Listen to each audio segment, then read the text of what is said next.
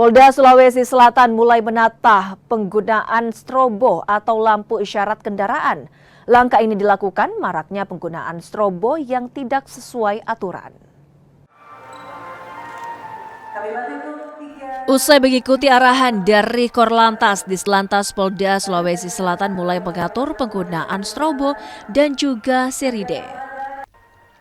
Sebagai langkah awal, pendataan akan dilakukan pada kendaraan dinas polisi. Dirlantas Polda Sulawesi Selatan pun akan membatasi kendaraan dinas polisi yang menggunakan strobo dan juga sirine. Kita tetap menyesuaikan perintah dan arahan pimpinan untuk strobo ataupun sirine dan rotator kita gunakan betul-betul dalam keadaan darurat.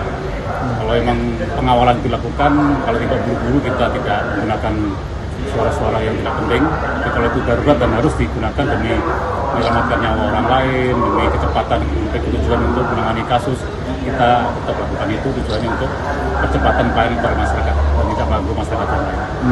Kalau untuk proses sosialisasinya seperti apa?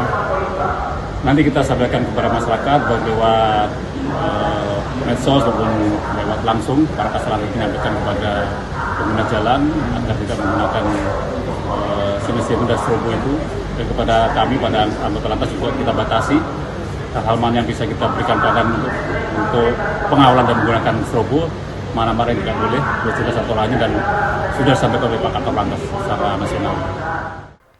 Dalam aturan, penggunaan strobo hanya diperbolehkan untuk kendaraan tertentu seperti ambulans, pemadam kebakaran hingga mobil jenazah. Raba Pratama, Kompas TV Makassar, Sulawesi Selatan.